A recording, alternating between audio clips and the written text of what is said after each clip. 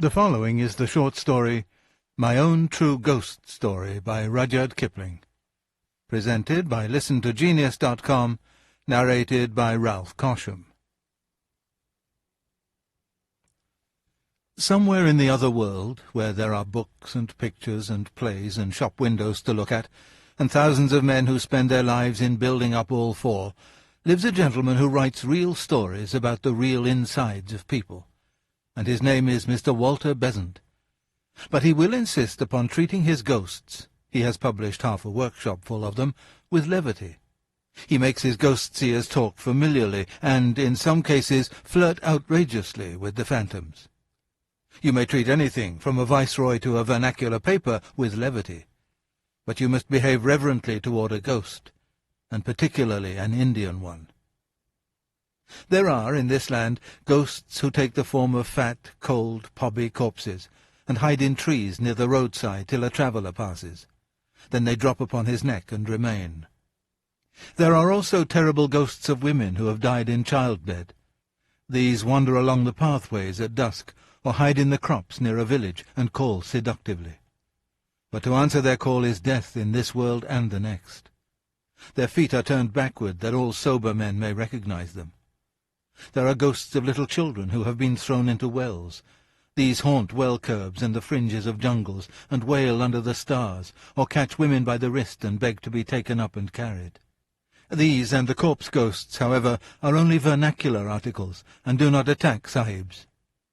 No native ghost has yet been authentically reported to have frightened an Englishman, but many English ghosts have scared the life out of both white and black. Nearly every other station owns a ghost. There are said to be two at Simla, not counting the woman who blows the bellows at Sari Dock Bungalow on the old road. Mussoorie has a house haunted of a very lively thing. A white lady is supposed to do night watchman round a house in Lahore. Dalhousie says that one of her houses repeats on autumn evenings all the incidents of a horrible horse and precipice accident. Murray has a merry ghost, and, now that she has been swept by cholera, will have room for a sorrowful one. There are officers' quarters in Myanmar whose doors open without reason, and whose furniture is guaranteed to creak, not with the heat of June, but with the weight of invisibles who come to lounge in the chair. Peshawar possesses houses that none will willingly rent, and there is something, not fever, wrong with a big bungalow in Allahabad. The older provinces simply bristle with haunted houses, and march phantom armies along their main thoroughfares. Some of the dock bungalows on the Grand Trunk Road have handy little cemeteries in their compound, witnesses to the changes and chances of this mortal life in the days when men drove from Calcutta to the northwest. These bungalows are objectionable places to put up in. They are generally very old, always dirty, while the khansama is as ancient as the bungalow. He either chatters senilely or falls into the long trances of age. In both moods he is useless.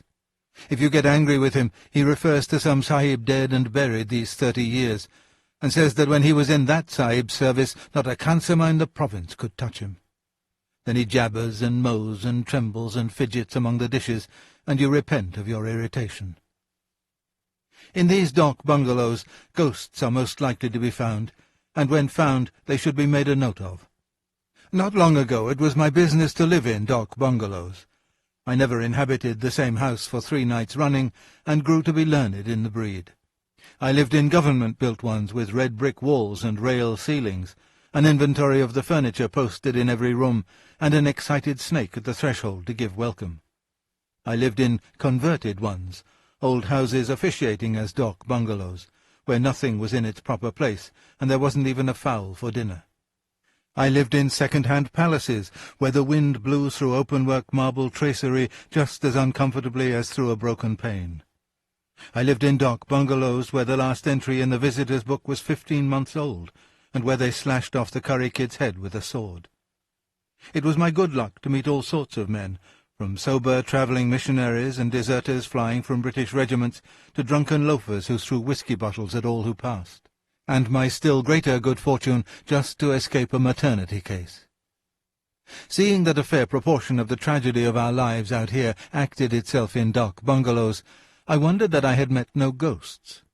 A ghost that would voluntarily hang about a dark bungalow would be mad, of course. But so many men have died mad in dark bungalows that there must be a fair percentage of lunatic ghosts.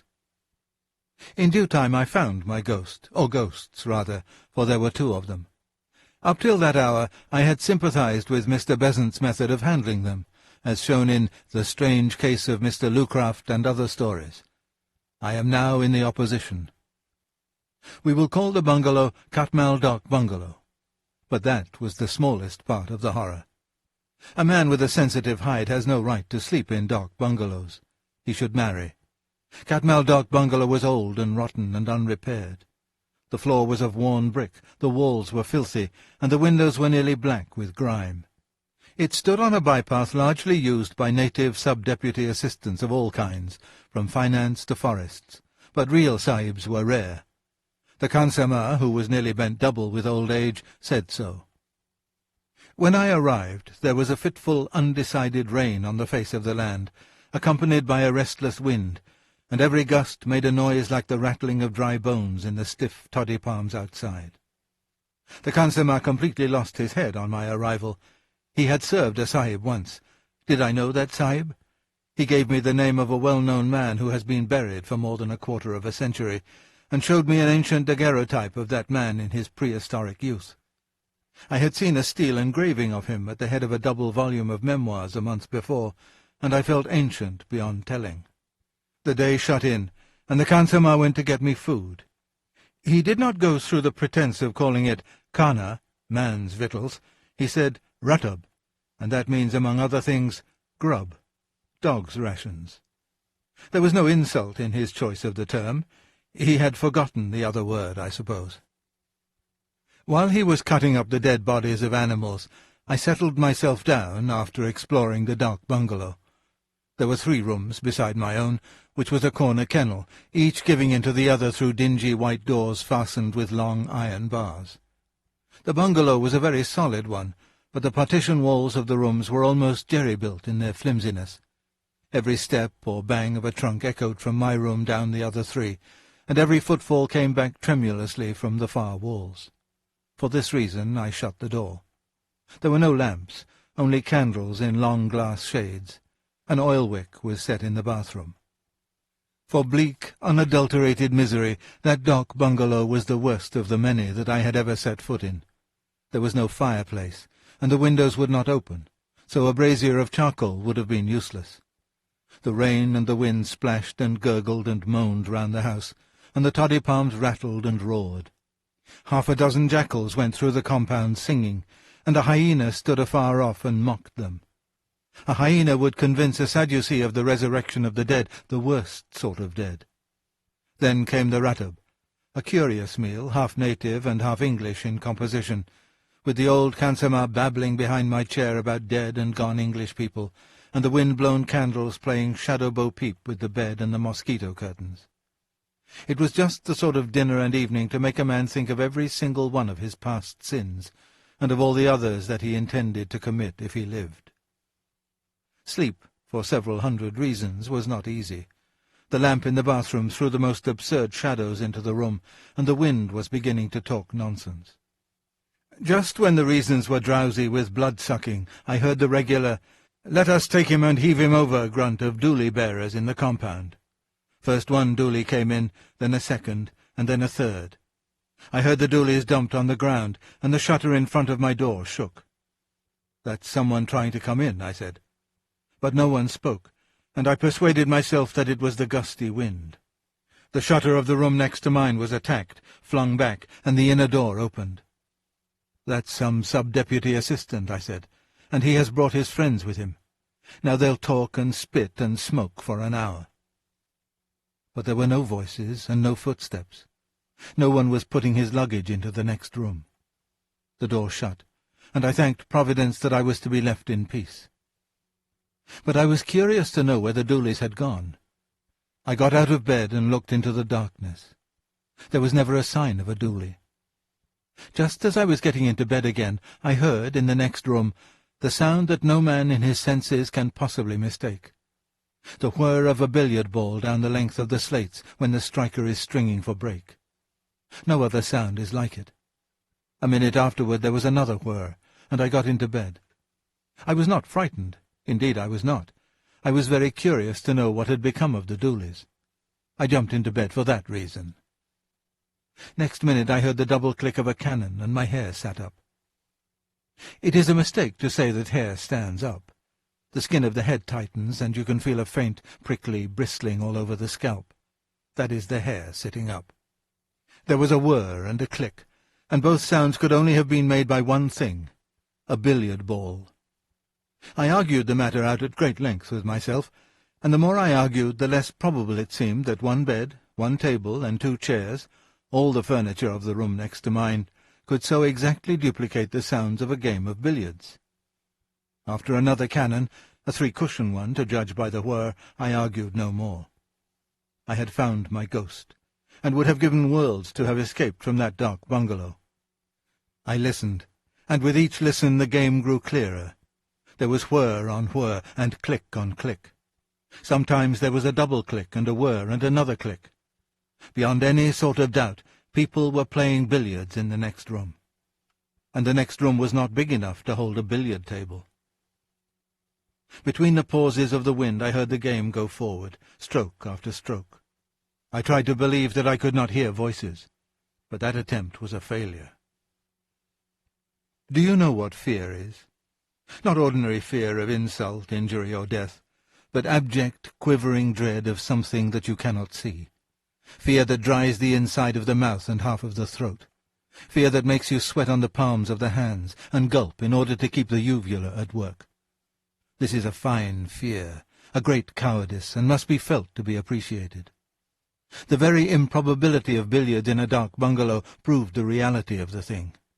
No man, drunk or sober, could imagine a game of billiards, or invent the spitting crack of a screw cannon. A severe course of dark bungalows has this disadvantage. It breeds infinite credulity. If a man said to a confirmed dark bungalow haunter, "There is a corpse in the next room, and there's a mad girl in the next but one, and the woman and man on that camel have just eloped from a place 60 miles away," the hearer would not disbelieve, because he would know that nothing is too wild, grotesque, or horrible to happen in a dark bungalow. This credulity, unfortunately, extends to ghosts. A rational person, fresh from his own house, would have turned on his side and slept. I did not. So surely as I was given up as a bad carcass by the scores of things in the bed because the bulk of my blood was in my heart, so surely did I hear every stroke of a long game at billiards played in the echoing room behind the iron-barred door. My dominant fear was that the players might want a marker. It was an absurd fear, because creatures who could play in the dark would be above such superfluities. I only know that that was my terror, and it was real. After a long, long while the game stopped, and the door banged. I slept because I was dead tired. Otherwise I should have preferred to have kept awake. Not for everything in Asia would I have dropped the door-bar and peered into the dark of the next room. When the morning came, I considered that I had done well and wisely, and inquired for the means of departure. "By the way, Khansamah," I said, "what were those 3 Dooleys doing in my compound in the night?" "There were no Dooleys," said the Khansamah. I went into the next room, and the daylight streamed through the open door. I was immensely brave. I would, at that hour, have played black pool with the owner of the big black pool down below. "Has this place always been a dark bungalow?" I asked. "No," said the Khansamah. 10 or 20 years ago, I have forgotten how long, it was a billiard room." "A how much?" "A billiard room for the sahibs who built the railway. I was Khansamah then in the big house where all the railway sahibs lived, and I used to come across with brandy shrub. These 3 rooms were all one, and they held a big table on which the sahibs played every evening. But the sahibs are all dead now, and the railway runs, you say, nearly to Kabul." "Do you remember anything about the sahibs?" "It is long ago, but I remember that one sahib, a fat man and always angry, was playing here one night, and he said to me, 'Mangal Khan, brandy panido.' And I filled the glass, and he bent over the table to strike, and his head fell lower and lower till it hit the table, and his spectacles came off, and when we, the sahibs and I myself, ran to lift him, he was dead. I helped to carry him out. Ah, he was a strong sahib. But he is dead, and I, old Mangal Khan, am still living by your favour." That was more than enough. I had my ghost, a first-hand authenticated article. I would write to the Society for Psychical Research. I would paralyze the Empire with the news. But I would, first of all, put 80 miles of assessed cropland between myself and that dark bungalow before nightfall. The Society might send their regular agent to investigate later on. I went into my own room and prepared to pack after noting down the facts of the case. As I smoked, I heard the game begin again, with a miss in baulk this time, for the whir was a short one. The door was open, and I could see into the room. Click, click. That was a cannon. I entered the room without fear, for there was sunlight within and a fresh breeze without. The unseen game was going on at a tremendous rate. And well it might, when a restless little rat was running to and fro inside the dingy ceiling cloth, and a piece of loose window sash was making 50 breaks off the window bolt as it shook in the breeze. Impossible to mistake the sound of billiard balls. Impossible to mistake the whir of a ball over the slate. But I was to be excused. Even when I shut my enlightened eyes, the sound was marvellously like that of a fast game. Entered angrily the faithful partner of my sorrows, Kadir Bakhsh. "This bungalow is very bad and low caste. No wonder the presence was disturbed and is speckled.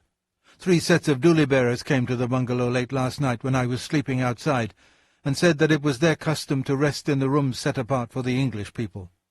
What honour has the Khansama? They tried to enter, but I told them to go. No wonder, if these Urias have been here, that the presence is sorely spotted.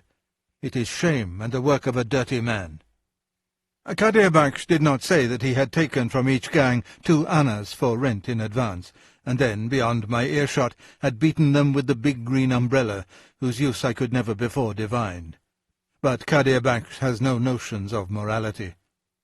There was an interview with the Khansama, but as he promptly lost his head, wrath gave place to pity, and pity led to a long conversation, in the course of which he put the fat engineer sahib's tragic death in 3 separate stations, 2 of them 50 miles away.